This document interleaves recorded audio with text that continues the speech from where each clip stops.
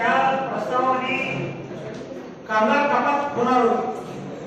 आता ते कामगार कपात किती होणार होती? नंबर 1 सहाय्यक अभियंता, number 2 junior technician, senior technician आणि प्रिन्सिपल टेक्निशियन। इंजिनियरच्या सोडून 22,000 कामगारांची कपात त्या ठिकाणी होणार होती पुनर्रचनेच्या प्रस्तावाने। म्हणून आपण पुनर्रचनेला त्यावेळी विरोध केला होता। पण आता जे पुनर्रचनेचा प्रस्ताव आपण सादर केला आहे त्यामध्ये आपण असं म्हटलेलं आहे की महावितरण कंपनीचा 89,000 असलेला मॅनपॉवर कपात होता कामा नये, नंबर 1।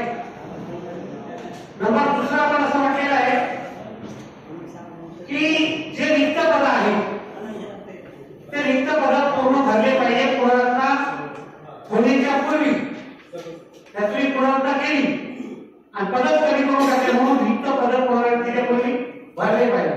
नंबर 3 पुनर्रचना केल्यानंतर 4,000 सेक्शन सरप्लस होणार, सेक्शन अजिबात राहणार नाही। काही कालावधी करता एका सेक्शनला 2 माणसं ठेवणार टेक्निकल स्टॉफ। तो कशा करता? तर सुरुवातीला ग्राहकाला माहित होण्याकरता की आमचं पुनर्रचना झालेली आहे आणि आमचं बिलिंगचं काम वेगळे बघतात, मेंटेनन्सचं काम वेगळे बघतात आणि त्याच्याकरता त्यांनी 2 लोक तिथं ठेवणार आहे। आता यांनी नवीन कन्सेप्ट कसा आणला?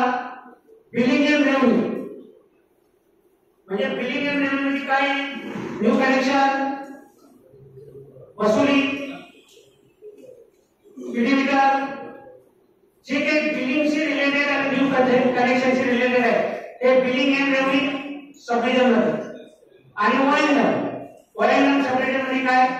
पुष्कळ मेंटेनन्स, ब्रेकडाऊन अटेंड करणे, म्हणजे ग्राहक सेवेशी रिलेटेड हे काम करेल ओएनएम सबडिव्हिजन। त्याच्यातील सबस्टेशन मेंटेनन्स याकरता डिव्हिजन आणि सर्कलला गॅंग वेगळी राहणार आहे। 33 केवी लाईन सबस्टेशन याकरता स्वतंत्र राहणार।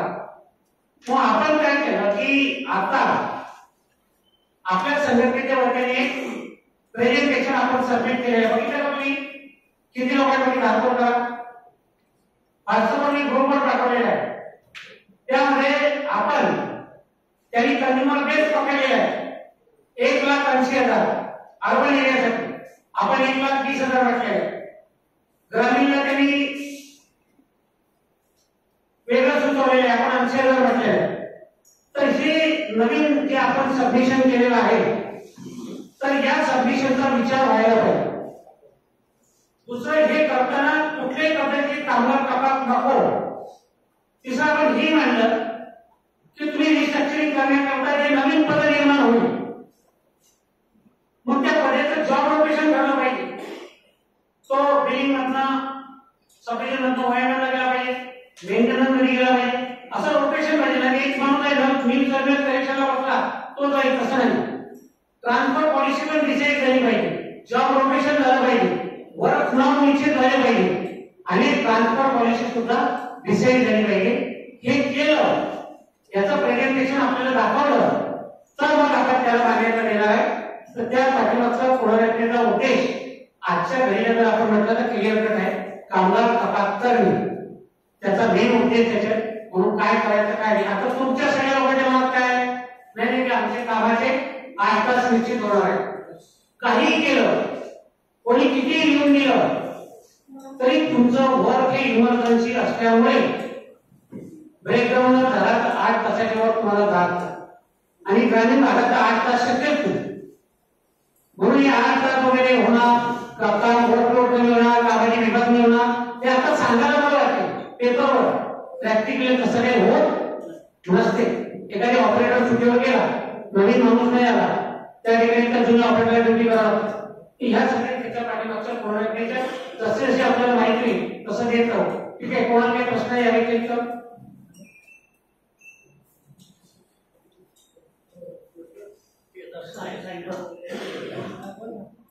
सध्या जनरेशन कंपनीमध्ये जी आता सध्या परिस्थिती आहे आपण जे सांगितलं खालीकरणाचा जवळपास 50% त्या दिवशी 2014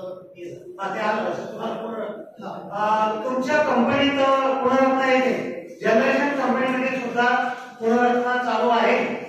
पुनर्रचना म्हणजे मॅनपॉवर कर्टरमेंट. त्यांचं असं म्हणणं आहे की मेंटेनन्स आणि ऑपरेशन मध्ये नवीन टेक्नॉलॉजीने ऍक्सेप्ट केली. म्हणजे कुठला त्याच्यानंतर कंट्रोल रूम आहे. कंट्रोल रूम मध्ये सगळं कॉम्प्युटर सॅटेलाइटशी कनेक्टेड त्यांनी केलं, म्हणून तिथं ते मॅनपॉवर कर्टरमेंट करतात. त्याच पद्धतीचं जनरेशन मध्ये त्यांनी आता सोलरचा उपयोग हा जास्त वाढण्याचा सोलर आता बघतो. आता हर घर सूर्यघर योजना हे सगळं जे कृषी प्रकल्प आणण्याचं जास्तीत जास्त सोलरचा वापर करायचा. म्हणजे सोलरचा वापर केला म्हणजे काय होईल की आपली जी वीज आहे तिचा खपत ऑटोमॅटिकली कमी होणार आहे.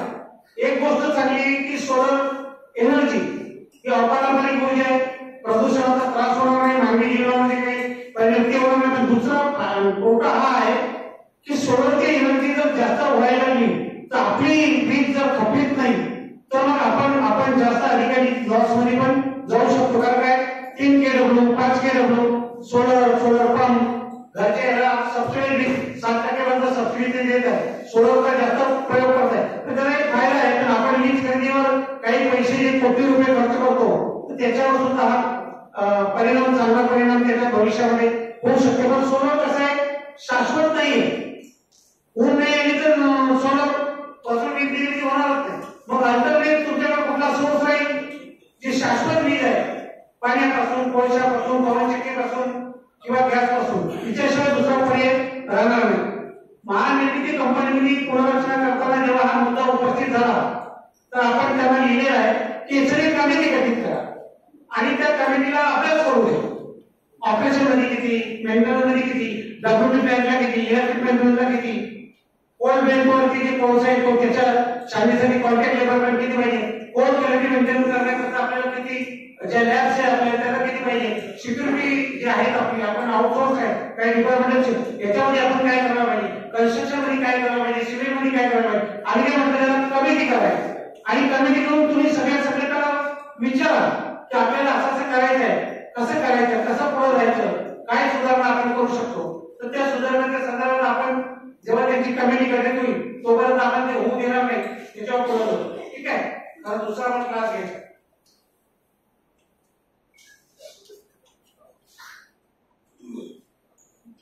माहिती हातात व्यवसाय माहिती हातात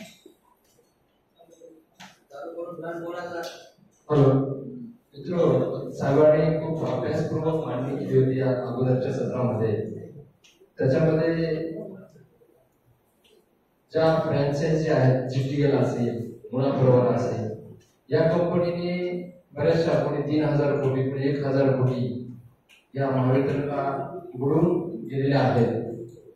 त्या पैशाचं काय आहे, महावितरण किंवा प्रशासन, मॅनेजमेंट, सरकार कोर्टात केस चालू आहे एवढ्या हजारो कोटीचं, की काय आहे आम्हा सभासदांना अवगत करावं ही विनंती करतो. काय आहे, बऱ्याचशा फ्रँचायझी आपल्यात नकद घेऊन गेल्या, मुळाप्रमाणे आपण टेक ओव्हर केली, ते काही 1000 कोटी काय अजून आपल्याला मिळाले.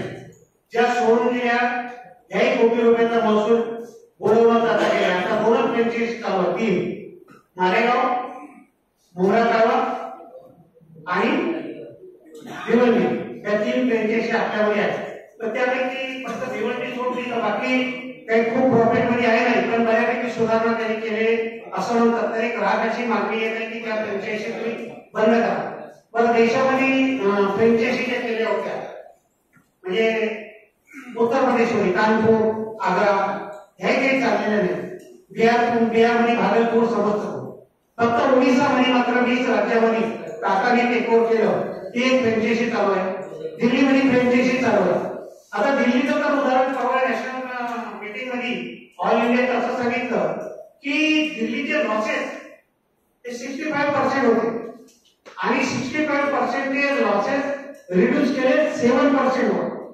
तर मी त्या लोकांना विचारलं दिल्ली वितरण कंपनी प्रॉफिट मध्ये यायला पाहिजे, म्हणजे नाही का, तर म्हणजे प्रॉफिट मध्ये याचे लॉसेस कमी झाले, रेव्हन्यू वाढलं, पण फुकट मध्ये मी जी वीज दिली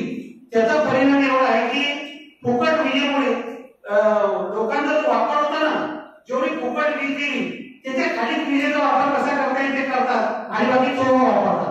म्हणजे बिल भरायचा तिथं जी प्रथा होती हेच बंद झाली आहे म्हणून ते प्रॉफिट मध्ये येऊ शकले. असं दिल्लीचं परवा दिल्लीचं आम्हाला उदाहरण सांगितलं. तर देशामध्ये कुठेही फ्रँचायझीचं मॉडेल सक्सेस नाहीये. पण रिस्ट्रक्चरिंग मात्र पुनर्रचना बऱ्याचशा बिहारमध्ये सगळ्यात जास्त स्मार्ट प्रिपेड मीटर आहे. आरकेसी नावाचा केंद्रीय ऊर्जा मंत्री बिहारचा होता मागच्या मोदी गव्हर्नमेंटमध्ये. मात्र त्यामध्ये जवळजवळ 2.25 लाख ग्राहकाला नाही 2.25 कोटी वीज ग्राहकाला स्मार्ट प्रिपेड मीटर लागले. आणि त्यांचं असं म्हणणं आहे की स्मार्ट प्रिपेड मीटर ठीक आहे चांगलं आहे मग तुम्ही प्रॉफिट मध्ये आले का? काय नाही प्रॉफिट मध्ये वगैरे विरोध का केला नाही? विरोध काही दिवस झाला नंतर मावळा झाला. पण आता त्याचे आउटपुट काय आहे ते त्यांनाही आपल्या पुराव्याला बिहारच्या जे भारत जे आले होते त्यांना काही सांगता आले. ठीक आहे चला धन्यवाद. सर कॉम्रेड त्या केसेस चालू आहेत का त्या हजारो कोटीच्या या 2 कंपन्या विरोधामध्ये आणि त्यावर आपल्या संघटनेचं आपण त्याकडे त्याचा अभ्यास किंवा ही मुळाप्रवाह असेल जीटीएल कंपनी असेल यांनी ते कोट्यावधी रुपये घेऊन पडले आहेत. ह्या ज्या जीटीएल म्हणा स्पॅन्को म्हणा किंवा तिथं प्रांगण विरोध झाला ती पहिले पळून गेली औरंगाबाद त्यांच्यावरती जे आता पोझिशन काय म्हणजे काय टर्म्स ऑफ कंडिशनचं उल्लंघन केलं एमएससीने काही पेनल्टी लावली का हायकोर्टामध्ये काही केस आहे का त्या अपडेट माझ्याकडे सध्या नाही. Thank you sir. ठीक आहे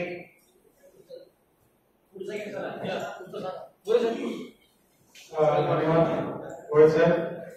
अतिशय पूर्णच जो झालेला आता सध्या काही अपडेट आहे आपण आम्हा सर्व कार्यकर्त्यांना दिल्या. खरं तर जो टूट जाते हैं एक घर बनाने में, लोग टूट जाते हैं घर बनाने में, और ये जो लोग हैं तरस नहीं खाते हैं बस किया जलाने में अशी गोष्ट आहे. त्यांनी किती मोठ्या स्टेडियमच्या कशा पद्धतीनं आपल्याला आघात करण्याचं काम केलं हे आणि त्याच पद्धतीने याचं सगळं अवेअरनेस गोयल साहेबांनी केलेलं आहे.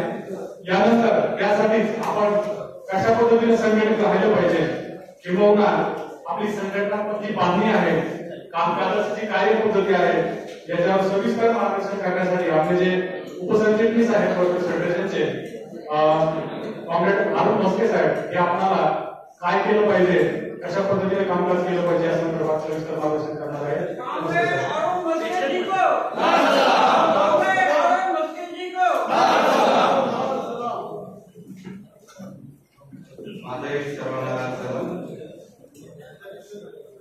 सर्वप्रथम तुमच्या सगळ्यांचं अभिनंदन की तुम्ही सकाळपासून इतकं तुमचं बसण्याची क्षमता आहे हे बघून खरं बरं वाटतं. आणि आता शेवटचं सेशन म्हटल्यावरती थोडी तोडमोड सुरू व्हायला लागते. परंतु मला असं वाटत नाही कारण तुमच्या सकाळच्या आणि आतापर्यंतच्या सगळ्या लेवलवरून तुम्ही निश्चितपणे संघटनेला पण थोडंसं महत्व द्या. आतापर्यंत जे जे तुम्ही ऐकलेलं आहे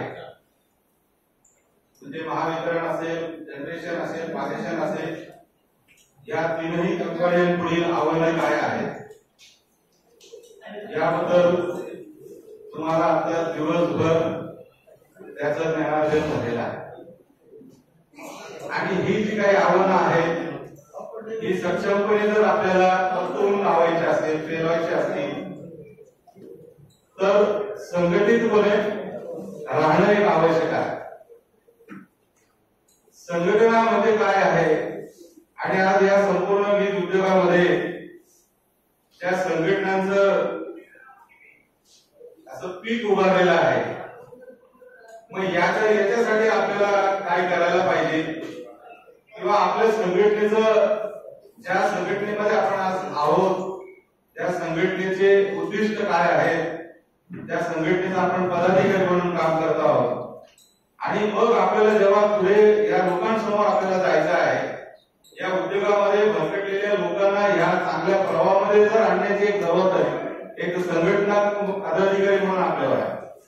आणि त्यामुळे संघटनेचं जे काही आता आपलं जे स्ट्रक्चर आहे, संघटनेची जी काही बांधणी आहे, ही संपूर्णपणे ह्या सर्व तुम्ही बसलेले सर्व पदाधिकाऱ्यांवरती जास्त अवलंबून आहे. वरिष्ठ नेतृत्व हे त्यांचं काम तेवढ्याच सोपं पद्धतीने करत आहे. अनेक पातळ्यांवरती काम करून जे होणारं खासगीकरण आहे ते थांबवण्यामध्ये हे नेतृत्व त्या ठिकाणी सक्सेस झाले. तुमच्या पाठिंब्याशिवाय ते शक्य नव्हतं. पण याही पुढे आता भविष्यामध्ये आणखीनही एकजुटीची आपल्याला गरज त्या ठिकाणी लागणार आहे. किंवा आपल्या जे काही आपल्या विचारांची जी माणसं आहेत की ज्या ह्या वीज उद्योगाला वाचवण्यासाठी जी कामं करतायत, आज या ठिकाणी फक्त डिव्हिजन सर्कल लेवललाही काही संघटना निर्माण झालेल्या आहेत. काही संघटनांनी त्या ठिकाणी त्यांची दुकानच मांडली. मी असं सरळ सरळ म्हणेल की त्यांनी त्या ठिकाणी दुकानं मांडलेली आहेत. आणि आज आपण स्वाभिमानानं सांगितलं गेलं पाहिजे बाहेर की ज्याही नवीन सभासद आपल्याकडे येत आहेत, नवीन नोकरीला येत आहेत किंवा दुसऱ्या याच्यामध्ये त्या ठिकाणी जात आहेत, तर अशा लोकांना आपण खात्रीपूर्वक म्हणजे विचारलं पाहिजे. काही प्रश्न या संघटनेच्या नेतृत्वाबद्दल काही प्रश्न आपल्याला उपस्थित झाले पाहिजे. आपण कोणत्याही एका मुलाला शाळेत जर टाकायला गेलो आपण, तर आपण पहिल्यांदा काय बघतो मित्रांनो, की ती शाळा कुठली चांगली आहे का, तिथे शिक्षक कुठे आहेत, तिथे शिक्षकांचं क्वालिफिकेशन काय आहे आणि तिनं आतापर्यंत काय परफॉर्म केलेला आहे, बरोबर आहे का, प्रोग्रेस काय केलेला आहे, किती मुलांनी याच्यामधून उच्च शिक्षणामध्ये गेल्याने त्यांनी करिअर घडवलेलं आहे. म्हणजे ही मुलांच्या शाळा निवडताना, कॉलेज निवडताना आपण काही गोष्टी विचारात घेतो. मग ज्या वेळेला ज्या उद्योगावरती, ज्या कंपनीवरती माझं भविष्य अवलंबून आहे, जर ही कंपनीचा काही दगाफटका झाला तर माझं कुटुंब रस्त्यावर येणार आहे. ह्यासाठी हे कुटुंब माझं सुरक्षित, माझं जे पुढचं आयुष्य आहे सुरक्षित करण्यासाठी आवश्यक काय आहे, तर ह्या कंपनीचं जे काही संवर्धन करणारे, संरक्षण करणारे जे आहेत यांना आपलं पाठबळ त्या ठिकाणी पुरवणं. मग नेतृत्व निवडताना आज काही उभे राहिलेले नेतृत्व आहेत, यांनी कुठले आंदोलन केली आहेत, कोणते आंदोलनामध्ये सक्सेस मिळून तुम्हाला काम मिळवून दिलेलं आहे किंवा तुम्हाला कुठला एखादा अलाउन्सेस मिळवून दिला आहे किंवा एखादी मागणी त्या ठिकाणी पुढे, हे तर बघा की म्हणजे इतिहास एखाद्या संघटनेची निवड करताना हे आपल्याला अभिमान, तुम्ही पदाधिकारी म्हणून मी सांगतो की आपल्याला अभिमान असला पाहिजे मी या संघटनेचा आहे आणि त्या अभिमानाने ज्या चौकात ते सांगितलं गेलं पाहिजे, त्याच वेळेस तो तुमच्याकडे आकर्षित होईल. तुम्ही तुमच्या संघटनेचं काहीच सांगणार नाही, काहीच बोलणार नाही, तर मात्र मग तो कशाला येईल, तर तो शेवटी जातीपातीकडेच पडेल. या जातीपातीच्या राजकारणामध्ये किंवा या कॅटेगरीचा जातीवाद जो आता या ठिकाणी निर्माण केलेला आहे, याला कुठेतरी आपण द्यायसाठी आपण खंबीरपणे पुढे आलं पाहिजे. आणि ही सर्व जबाबदारी आपल्या पदाधिकाऱ्यांची. आणि म्हणून संघटना शेवटी काय आहे, संघटना ही कुठल्या तरी एका विशिष्ट विषयासाठी, एक विषय कॉमन विषयासाठी एकत्र येऊन त्या ठिकाणी आपण लढायला. पगारवाढीसाठी तुम्ही बघा, हे सगळ्यात चांगलं उदाहरण म्हणजे काय, पगारवाढीसाठी सगळे एकत्र येतात. कारण का, सगळ्यांच्या जिव्हाळ्याचा एकच विषय आहे. म्हणजे संघटनेची निर्माण जेव्हा म्हणजे गरज जेव्हा असते, जेव्हा एखादा विषय सगळ्यांचा कॉमन विषय असेल, त्यावेळेला त्या संघटनेची जास्त गरज वाटते आणि आपण तिथे एकत्र येतो. आज या ठिकाणी सगळ्यात महत्वाची गरज काय आहे, तर ह्या उद्योगावरती येणारी जी काही आव्हानं आहेत, या उद्योगावर येणारी जी काही संकट आहे, ही संकट परतून लावणारी नेतृत्व असणं गरजेचं. आपल्या नेतृत्वाचा जर तुम्ही काढाल पूर्ण इतिहास, तर तुम्हाला या संपूर्ण भारत देशामध्ये या वीज उद्योगातले जे काही सर्व कर्मचारी अधिकारी जे असतील, या उद्योगाशी जोडलेले असतील, यांच्या सर्व समस्यांचं प्रत्येक राज्याची माहिती असणार आपलं नेतृत्व. आणि मग हे नेतृत्व तुम्हाला योग्य नाही देऊ शकत. या ठिकाणी अनेक प्रकारचे, आता ह्या संपूर्ण याच्यामध्ये ज्या काही संघटना निर्माण झाल्या, त्या ज्या कॅटेगरीवरती निर्माण झाल्या, त्या संघटनेच्या पुढे 4 संघटना झाल्या. प्रश्न सुटला का? जे गाजर दाखवलं गेलं का, तर म्हणजे आम्ही चतुर्थ श्रेणी कामगार म्हणजे आम्हाला कळत नाही का, आम्हाला पावलं समजतात तुम्ही. 4 संघटना झाल्या. म्हणजेच काय की काही नेतृत्व जे आहेत, काही लोक जे आहेत, ते स्वतःच्या महत्वाकांक्षा करतात, तुमचा उपयोग करतात त्या ठिकाणी बसण्यासाठी, बाकी काहीच नाही. स्वतःचं दुकान चालवणे एवढाच त्या ठिकाणी त्यांचा धंदा आहे. आणि ही गोष्ट आपण जाणीवपूर्वक आपल्या खालच्या सभासदांपर्यंत हे लक्षात आणून द्यायला पाहिजे. आणि आतापर्यंत जे जे वर्कर्स फेडरेशननी संघटना म्हणून या वीज उद्योगातल्या लोकांसाठी, कर्मचाऱ्यांसाठी, अधिकाऱ्यांसाठी जे जे केलेलं आहे ते तुम्हाला ज्ञात आहे. अनेक काही गोष्टी आपण याच्यामध्ये आपलं ते 2-3 पानांचं तुमच्या समोर आलेलं आहे, त्याच्यामध्ये आपण शेवटी लिहिलेलं आहे. परंतु याच्यामध्ये वर्कर्स फेडरेशनची जी काही आपण जर घटना बघितली, या संघटनेची घटना बघितली, तर त्याच्यामध्ये काही उद्दिष्ट आहेत. तर ही उद्दिष्ट जी आहे ना ती सगळ्यात महत्वाची आहे. तर त्याबद्दल थोडीशी आपण या निमित्तानं आपल्या वर्कर्स फेडरेशनच्या जी काही आपली घटना आहे त्या घटनेमध्ये ते उद्दिष्ट त्या ठिकाणी लिहिलेले आहेत. पहिलंच त्यांनी काय तर त्यावेळेला आपलं महाराष्ट्र विद्युत मंडळ, आज आपण त्या ठिकाणी 3 कंपन्यांचा असा उल्लेख करू करता येईल की याच्यामध्ये विद्युत केंद्रे, उपकेंद्रे, वितरण केंद्रे, भांडार विभाग आणि इतर विभागामध्ये काम करणाऱ्या कर्मचाऱ्यांना संघटित करणे व त्यांच्या कार्यामध्ये समन्वय साधणे, म्हणजे हा पहिलं उद्दिष्ट होतं. ज्या वेळेला ही संघटना निर्माण झाली तर ह्या विविध त्यावेळेला काय आपल्याकडे जनरेशन होतं, ट्रान्समिशन होतं आणि वितरण हे एकत्र होते. आणि नंतर हे 2005 मध्ये त्याचं ट्रायफर्केशन झालं आणि त्याच्यामध्ये ह्या 3 कंपन्या झाल्या. तर ह्या सर्व संघटना, हे जे कर्मचारी आहे यांना संघटित करणे पहिलं उद्दिष्ट आहे आपल्याला, की यांना संघटित करणे आणि यांच्या कामामध्ये समन्वय निर्माण करणे, हा एक पहिलं महत्वाचं उद्दिष्ट होतं. कर्मचाऱ्यांनी कार्यकुशलता वाढवून त्यांचे जीवनमान उंचवण्यासाठी झटणे. कर्मचाऱ्याची कार्यकुशलता लक्षात घ्या. आपण ज्यांचं आपण या ठिकाणी प्रतिमांचं पूजन केलेलं आहे, या ठिकाणी दत्ताजी देशमुखांचं असं पहिलं म्हणणं असायचं की ज्या उद्योगामध्ये आपण करतोय त्या उद्योग आपला हा वाचला पाहिजे. म्हणजे तुमची कार्यशक्ती वाढली तर निश्चितपणे त्या उद्योगाला त्याचा फायदा जास्त होणार आहे आणि हे त्याचा फायदा पर्यायाने तुम्हाला मिळणार आहे. म्हणून तुमचं जीवनमान त्या ठिकाणी उंचवणार आहे. एवढ्या चांगल्या पद्धतीचा उद्देश ठेवून ही वर्कर्स फेडरेशनची निर्मिती त्या ठिकाणी झाली. तिसरं काय होतं, कर्मचाऱ्यांना उत्तम सेवा संधी उपलब्ध करून देणे, त्यांचा शैक्षणिक व सांस्कृतिक विकास घडवून आणणे.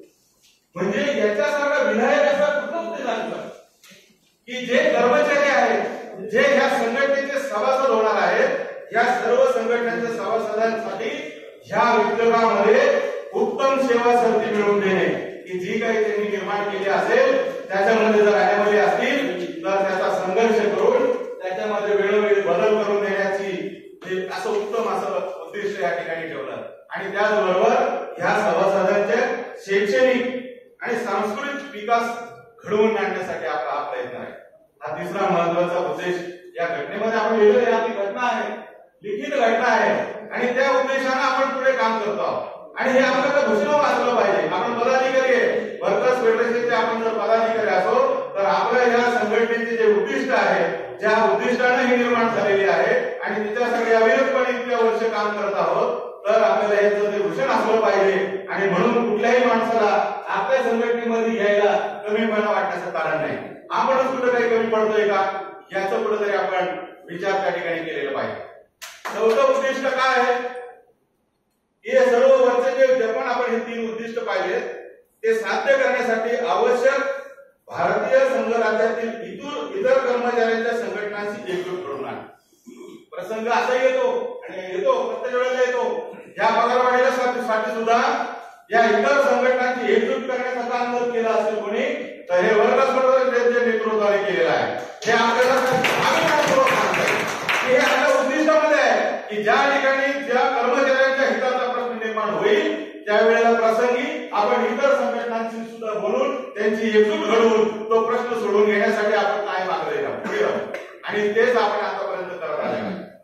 वैशर्ते काही लोकांना याच्याबद्दल दुखणं येतं, बऱ्याच लोकांना दुखणं येतं. कारण का तर त्यांना असं वाटतं की ह्यांनाच क्रेडिट मिळतं, पण जे करतील, जे तळे राखतील तेच चाकतील, अशा पद्धतीची जर भूमिका म्हणजे हे जर असं असेल तर या ठिकाणी वर्कर्स फेडरेशनला काही लोकांचा धंदाच आहे. वर्कर्स फेडरेशनला नाव स्वतः मोठं होण्याचं काम काही यांनी केलेलं आहे नेतृत्वानं, ते जास्त दिवस ती प्रसिद्धी टिकून राहत नाही, हे पण तेवढं सत्य आहे. त्यानंतर त्यांची काय अवस्था आहे तुम्हाला माहिती, काही नाव घेणार आहे.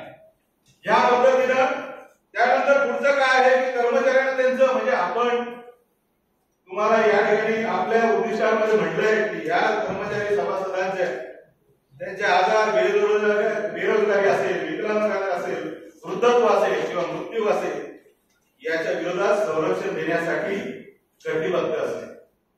आणि हे वर्कर्स फेडरेशननं या संपूर्ण त्यांच्या कार्यकाळामध्ये आजाराच्या संदर्भामध्ये जर मला सांगायला आवडेल, ही मेडिक्लेम पॉलिसी जेव्हा चालू करायची होती त्यावेळेला अनेक संघटनांनी जी अशी तशी अनेक नाकं मुरडली होती, परंतु एकटे आपले नेतृत्व होतं भाईजींनी त्या ठिकाणी सिंगल सही करून ही मेडिक्लेम योजना त्या ठिकाणी लागू केली होती. आणि त्याच्यानंतर पुढे इतर संघटनांच्या मात्र ग्रीव्हन्स घेऊन यायला पुढे होते. 2 लाख होती, 10 लाख. हा, पण ही जी काय उद्दिष्टांमध्ये असलेली जी जबाबदारी आहे कर्मचाऱ्यांच्या प्रती, हे वेळोवेळी वर्कर्स फेडरेशनने त्या ठिकाणी केलेली आहे. आणि हे या ठिकाणी मृत्यूच्या बाबतीत म्हणा, मृत्यूनंतर ते अनुकंपाचं जे काही धोरण आहे यासाठी सुद्धा वर्कर्स फेडरेशनने मोठा लढा दिलाय. म्हणजे रोजगारीचा विषय जो आहे, रोजंदारी कामगारांचा सगळ्यात मोठा विषय होता, तो सुद्धा त्यांना कायम करण्याचं काम म्हणजे उद्दिष्टामध्ये जे दिलेलं वचन आहे हे वर्कर्स फेडरेशनने या ठिकाणी पाळलेलं आहे. या पद्धतीने जर आपलं कामकाज त्या ठिकाणी होत आहे म्हणजे हे आपले उद्दिष्ट आहेत, या पद्धतीने आपण काम केलेलं आहे. त्याचबरोबर काय सभासदांना त्यांच्या नोकरीविषयी व त्या संदर्भात उत्पन्न होणाऱ्या बाबीमध्ये कायदेविषयक सहाय्य करते. बऱ्याच वेळेला म्हणजे आता साहेबांना त्याच्यामध्ये सगळी माहिती आहे की जर एखाद्या डीसीचा काय असेल किंवा काय असेल, ह्या नोकरीच्या संदर्भामध्ये काही अडचणी निर्माण झाल्या तर त्या बाबतीमध्ये या सभासदाला पूर्णपणे मदत करण्याचं अभिवचन आपण या याच्यामध्ये दिलं आणि त्या पद्धतीने आपण या ठिकाणी पूर्ण महाराष्ट्रभर ते काम करतो आहोत. संघटनेच्या मान्यतेने केलेल्या संपामध्ये अथवा व्यवस्थापनाने पुकारलेल्या ज्या काही कामगार विरोधी त्यावेळेस काळेबंदी हा शब्द टाकलेला आहे, तर कामगार विरोधी जे काही घटना असतील त्यांना त्यावेळेला कर्मचाऱ्यांना सहाय्य करा. प्रसंग आपल्याकडे ज्या वेळेला असं एखादं काळेबंदी असेल किंवा एखादा फॅक्टरी ऍक्ट असेल त्यावेळेला एखाद्या मालकाकडून जर काळेबंदी लावली तर त्याच्यावरती जे कर्मचाऱ्यांना जे काही परिणाम किंवा जे काही भोगावं लागतं त्याच्यासाठी मदत करण्याचं हे सुद्धा उद्दिष्ट त्या ठिकाणी आपण ठेवलं. एवढे विधायक असे उद्दिष्ट ठेवून या ठिकाणी ही वर्कर्स फेडरेशनची निर्मिती झालेली आहे. कर्मचाऱ्यांची सामाजिक, आर्थिक, नागरिक व राजकीय परिस्थिती उंचवण्यासाठी योग्य अशी पावले उचलली. आणि मला याचं असं खात्रीपूर्ण असं वाटतं, कारण मी ज्या वेळेला 89 मध्ये लागलो त्यावेळेला एडीसी म्हणून मी जॉईन झालो होतो, तेव्हा 415 रुपये बेसिक होता. आज मी मॅनेजर अपेंडेड आहे आणि माझं 90,000 रुपये बेसिक. म्हणजे माझं सामाजिक स्तर सुद्धा खूप चांगल्या पद्धतीने वाढलाय. नवीन मध्ये आता लाखाच्या पुढे आहे, आता लाखाच्या पुढे आहे. म्हणजे माझं संघटनेनं आणि माझ्या बरोबरचा समजा आज मी हे पण तुम्हाला कव्हर करतो सांगतो की माझ्या बरोबरचा जो लागलेला दुसऱ्या ऑर्गनायझेशन मधला माणूस आहे तो माझ्यापेक्षा 50,000 पगार कमी आहे. म्हणजेच काय की माझी या संघटनेनं माझी सामाजिक स्थिती म्हणजे मी तर खूप मला खूप चांगला दर्जा, मला खूप मान सन्मान त्या ठिकाणी आहे. त्याचबरोबर मला मी आज संघटनेचा पदाधिकारी असल्यामुळे एक वेगळा मान आहे. या कंपनीमध्ये एक चांगला पगार, मी चांगलं लाईफस्टाईल करतो म्हणून एक मला आजूबाजूच्या माझ्या परिसरातील लोकांमध्ये माझा एक वेगळ्या पद्धतीचा ठसा आणि ही प्रतिमा निर्माण झालेली आहे. आणि आर्थिक सुबत्ता चांगलीच आहे. राजकीय परिस्थितीमध्ये आपण काही घुसत नाही, कारण त्याला थोड्या आपल्या मर्यादा असतात, परंतु ह्या सर्व गोष्टींमध्ये चांगली योग्य पावले उचलण्याची जी भूमिका होती ती वर्कर्स फेडरेशननी जवळपास 9 पगारवाढीमध्ये योग्य पद्धतीने तुमच्या पदात टाकून ती पूर्णपणे पार केली असं मला वाटतं. आणि हे उद्दिष्ट त्या ठिकाणी योग्य पद्धतीने पुढे हाताळलं जाईल आणि भविष्यात सुद्धा होईल. उद्दिष्ट साध्य करण्यासाठी महाराष्ट्र राज्यामध्ये केंद्र व शाखा संघटित करा. आता आपल्या सगळ्या मुद्द्यावरती की आपण हे सगळं करतो आहोत, ही संघटना आपल्यासाठी काम करते आहे, आपल्याला ह्याची वाढ करण्यासाठी, संघटनेचे आपल्या विचारांशी लोक जोडण्यासाठी आणि भविष्यामध्ये कुठल्याही प्रकारच्या आपल्यावरती संकट येऊ नये, आणि जरी संकट आलं तर ते एकीच्या बळावर, जोरावरती आपण ते परतवून लावण्यासाठी, आपल्या विचारांची, लोकांची एक संघटितपणा आणण्यासाठी, एकजूट तयार करण्यासाठी तुमच्या सगळ्यांचं त्या ठिकाणी सहकार्य अपेक्षित आहे. की जे शेवटचं उद्दिष्ट आहे की त्याच्यामध्ये हे सर्व उद्दिष्ट जर पूर्ण करायचे असेल तर आपल्याला या उद्योगामध्ये जास्तीत जास्त लोक या आपल्या वर्कर्स फेडरेशन मध्ये सहभागी झाले पाहिजे, एका उद्दिष्टाखाली एकत्र आले पाहिजे, एका विचाराखाली एकत्र आले पाहिजे. आपला विचार हा लोकांपुढे ठेवण्याचं काम तुमच्याकडून झालं पाहिजे आणि या प्रत्येक जिल्ह्यामध्ये शाखा आपली केंद्रे व शाखा निर्माण करून त्या ठिकाणी आपलं कार्य त्या ठिकाणी सुरू करायचं असं एक उद्दिष्ट होतं. त्यामध्ये आपण बऱ्यापैकी सगळ्या ठिकाणी आपल्या प्रत्येक उपविभागामध्ये, डिव्हिजनमध्ये, सर्कलमध्ये आपल्या शाखा आहेत. परंतु आम्ही ज्या वेळेला आता मी केंद्रामध्ये काम करतो आहे, परंतु आज तुमच्या सगळ्यांवरती मला या ठिकाणी सांगायला आवडेल की या ठिकाणची जी काही सभासद संख्या आहे ती त्या ठिकाणी कमी नोंदवली होत्या. सभासद कमी नाही, आपण लोकांपर्यंत जाऊन नोंदणी करण्यामध्ये कुठेतरी कमी पडत आहोत असं मला या ठिकाणी वाटतं. कारण महाराष्ट्रामध्ये इथं धोत्राव साहेब सांगितलं की महाराष्ट्रामध्ये पश्चिम महाराष्ट्र असेल, इकडे विदर्भ असेल किंवा मध्ये उत्तर महाराष्ट्र असेल, ह्याच्यापेक्षा आपल्या मराठवाड्यामध्ये सभासद नोंदणी त्या ठिकाणी कमी आहे. तर आपल्याला हे केंद्रामध्ये या ठिकाणी आपल्याला काम करण्याची आणि आपली संघटना आणखी घट्ट बांधण्यासाठी थोडं आपल्याला जास्त मेहनत करावी लागेल. आणि मेहनत म्हणजे काय, फक्त लोकांपर्यंत पोहोचणं आवश्यक आहे. लोक ही जुन्या पद्धती सगळ्यांना माहिती आहे, परंतु कदाचित आपलं पदाधिकारी जर तिथपर्यंत पोहोचला आणि ती कागदावर ती सगळ्यात महत्वाचं म्हणजे त्याची पावतीपणा आणि सर्कल लेवलला जे रजिस्टर त्या ठिकाणी आपण सभासदांचं करणार आहे आणि त्या सूचना सुद्धा दिल्या आहेत. ऍक्च्युअली आपल्या घटनेमध्ये आहे की ह्याची नोंद जी आहे सर्कल मध्ये या सभासदाचे नाव, जिथे काम करतो आहे तिथलं, आणि त्यांनी जे त्याचा कॉन्टॅक्ट नंबर असेल, त्याचा पत्ता असेल, ही माहिती त्या सर्कलला त्या याच्यामध्ये सर्व सभासदांची असली पाहिजे. आणि ही काम आता आपल्याला करणं गरजेचं आहे. त्याचं कारण एक महत्वाचं आहे. आता तुम्हाला जर 2 ऑगस्टला महावितरण कंपनीनं आणि त्यापूर्वी जनरेशन आणि पारेषण या तिन्ही कंपन्यांनी एक सर्क्युलर त्या ठिकाणी काढलेला आहे की या ज्या काही सर्व संघटना आहेत या संघटनांनी त्यांची जे रजिस्टर्ड संघटना आहेत त्यांनी त्यांचं गेल्या 3 वर्षाचं इन्कम टॅक्स रिटर्न्स फाईल केलेल्याची माहिती आणि त्याबरोबर सभासदांची सीपीएफ नंबरचं आणि फोन नंबरचं माहिती अशा पद्धतीचे कॉलर तुम्ही बघितला असेल. 2 ऑगस्ट मला वाटतं वितरणचं पडलेलं आहे सगळ्यात उशिरा. तर ही माहिती त्यांनी मागवली. याचं मुख्य कारण काय आहे मित्रांनो, हे तुम्ही जाणून घ्या की ह्या संपूर्ण पगारवाढीच्या प्रक्रियेमध्ये पगारवाढ ज्या पद्धतीने ती झाली आणि वर्कर्स फेडरेशननी त्याला पुढाकार घेऊन मी तर म्हणजे छाती टोकपणे त्या ठिकाणी सांगतो. कारण जरी 6 संघटनांची सदस्य समिती असली तरी जर आपल्याला मार्चपूर्वी म्हणजे आपल्या आचारसंहिता लागण्यापूर्वी जी 7 मार्च ऊर्जा मिनिस्टरांनी जी 15 आणि 100% अलाउन्सेस अशा पद्धतीची जी वाढ डिक्लेअर केली होती त्याच्यावरती कोणीही त्या ठिकाणी ऍक्शन घेतली नाही. मात्र आपल्या दोन्ही वरिष्ठ नेतृत्वानं नागपूरला जाऊन व्यक्तिगत भेट घेऊन की जो माणूस संपूर्ण महाराष्ट्रामध्ये माझंच खरं म्हणणार आहे त्याही माणसाला त्या ठिकाणी बोलून आणि कुठेतरी एक पाऊल मागे यायला लावलं आणि नंतर आपल्या पत्रामध्ये 19% वाढ त्या ठिकाणी दिली. त्याही बाबतीमध्ये पूर्ण महाराष्ट्रावर खूप चुकीच्या पद्धतीची प्रचार त्या ठिकाणी झाला आणि प्रस्थापित संघटनांच्या नावाने बोटं मोडल्या गेली. परंतु ही कशी चुकीची आहेत ते तुम्हाला आता जो वीज कर्मचारी आहे याच्यामध्ये क्लिअर कट सांगितलेला आहे. तरी सुद्धा एक फक्त 2 ते 3 याच्यामध्ये तुम्हाला सांगतो की सोप्या पद्धतीमध्ये जर सांगायचं झालं तर आज कुठलाही आपला जो टेक्निशियन असेल तर त्याला कमीत कमी 30,000 रुपये बेसिक झालेला आहे.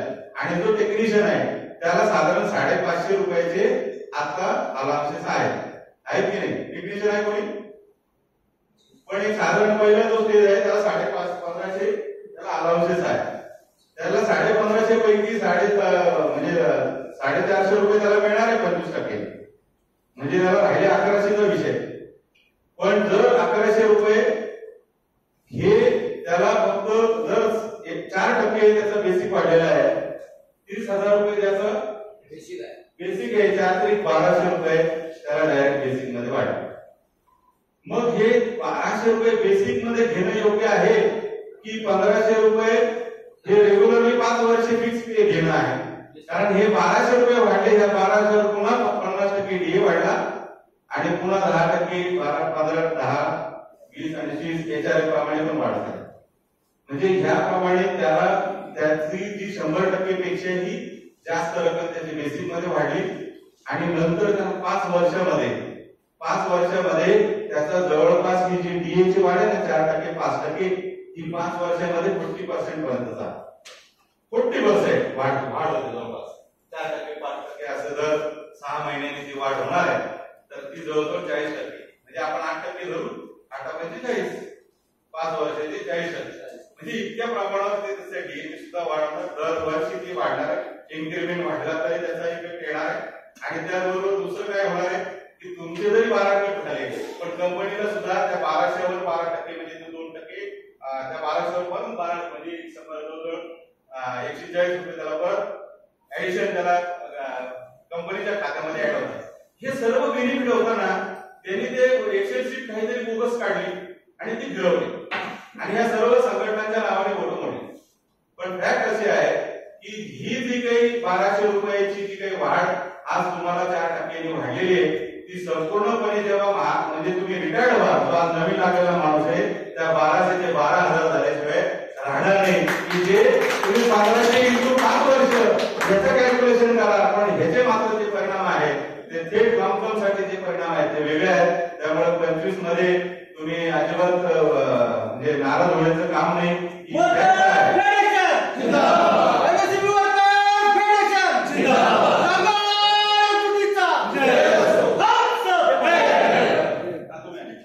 तर हा विषय माझा नव्हता, फक्त त्याच्यामध्ये संघटनेने दिलेला फायदा याच्यामध्ये मला फक्त तेवढा मी ऍडिशन केलेला होता. त्याच्यासाठी साहेब याच्यामध्ये तुम्हाला आणखी डिटेल मध्ये सांगणार आहेत उद्या. तर ही जर असं विविध पद्धतीने संघटनेनं आपल्याला वेळोवेळी तो फायदा मिळवून दिलेला आहे तर संघटनेची बांधणी जी काही आपल्याला करायची आहे तर ती मेन जी आहे तर ती आपली शाखा. ही जी शाखा आहे ते सब डिव्हिजन आहे. या सब डिव्हिजन मध्ये जे सेक्शन आहेत ते सेक्शन प्रमुख, शाखा प्रमुख तिथे त्याला काय पद आहे आपल्या शाखेमध्ये? शाखा प्रमुखच आहे. नाही, ब्रँच सेक्रेटरी नाही, तो वरचा ना सब डिव्हिजन युनिट प्रमुख, शाखा प्रमुख. ठीक आहे जे आहे. तर आपल्याला ह्या ठिकाणी ह्या लोकांबरोबर आपला जो काही संपर्क आहे सेक्शनच्या लोकांशी संपर्क आपला कमी झाला. म्हणजे आपण ज्या संघटनात्मक ज्या गोष्टी चर्चा पूर्वीची लोक येणार काही होईना 8 दिवसाच्या आत ही भेटत होती. त्याच्यासाठी त्यांना मीटिंग कॉल करावं लागत नव्हती, व्हॉट्सअपवरती मेसेज टाकायला लागत नव्हता.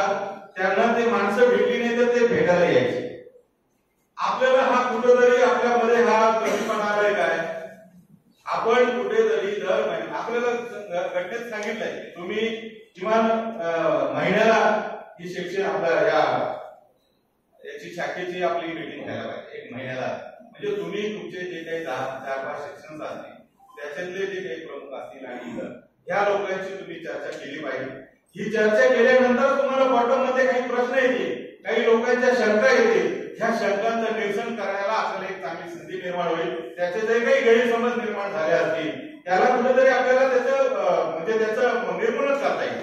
आणि मग तो आपल्या संघटनेविषयी त्याच्यामध्ये जे काही गैरसमज असतील, समज असतील हे दूर झाल्यानंतर तो चांगल्या पूर्ण याच्याने तो आपल्या बरोबर राहील. आपल्या प्रत्येक कॉलला तो साथ देईल.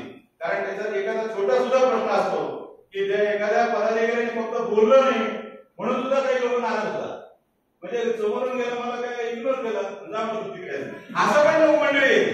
मग ह्या काही गोष्टी आहेत ही जबाबदारी आपली की आपण ह्या नुसतं व्हॉट्सअपवर काही लोक मेसेज टाकतात, तुला टाकलं तर तू नाही आला, परंतु व्हॉट्सअपवरती विश्वास न ठेवता प्रत्येकाशी निदान आपल्या जे शाखेतले जे शाखा प्रमुख आहेत